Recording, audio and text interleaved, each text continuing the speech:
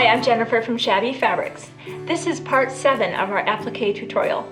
In part 6, I showed you how to sew the applique pieces down to the background with straw needles and silk thread. That's my favorite technique.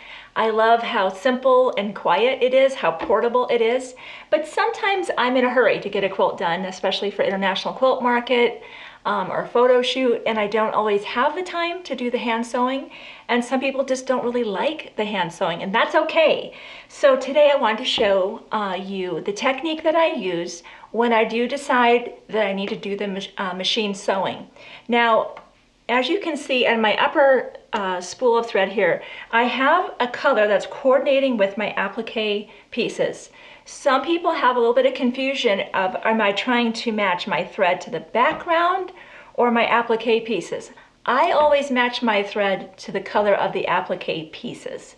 Now, some ladies don't want to be changing their thread out, and they'll actually use the monofilament. Now, this is a sulky brand I just picked up, and it's clear. So that's a good option as well if you don't want to be changing your thread often, or let's say that you're using a fabric that has bright florals but on a white background. How do you choose a thread that matches all of that? It's very difficult. And for that reason, you may want to choose the monofilament thread.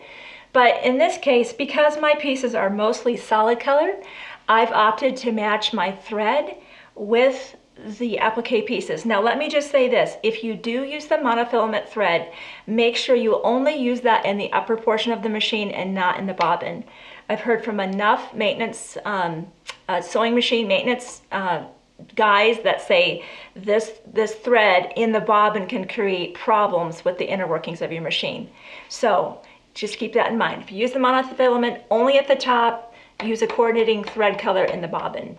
But again, for today, because my pieces are mostly solid, I've opted for the matching thread, and we're going to get started. So come in closer and I'll show you exactly how to get this done. When I get ready to machine applique, one of the first things that I do is change my stitch length and width.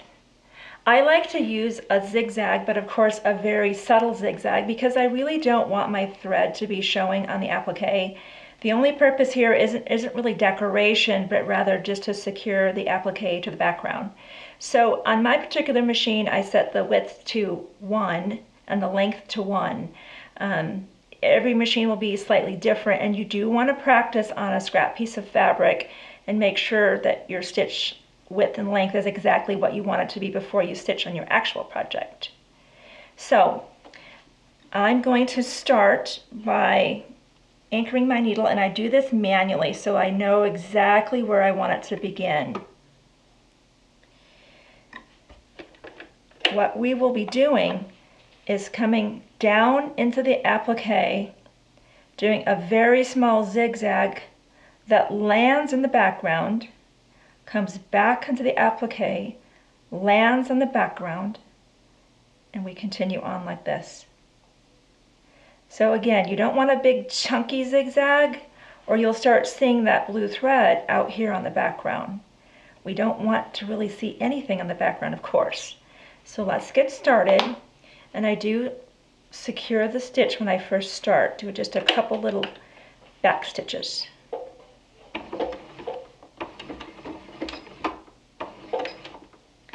Now notice, I'll go real slow, I'm just on the inside of the applique, just on the outside of the applique and in the background. I don't want to be out here, or like I said, you'll see that blue thread. Go slow. This is not a fast process. You've spent a lot of time preparing your applique pieces. This is not the time to hurry at the end. And I really do sew this slow when I machine applique, because I want it to look good. And then we'll just continue on. If I need to make a slight pivot, I just stop and I pivot. And of course, I would stitch all the way down to here, stop, start again, go here, all the way around to there, and I can either choose the monofilament, the clear, or if I have that color, I would choose that color there.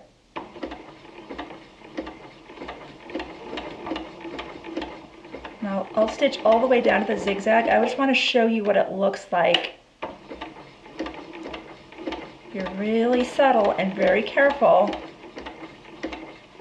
You almost don't see the stitches at all.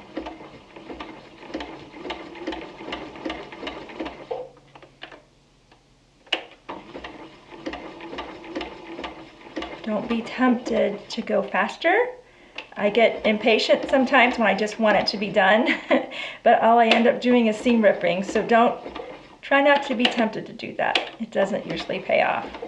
Okay, and I'm just gonna, see there? If it starts, just back it off a little bit. That happens. Great, okay.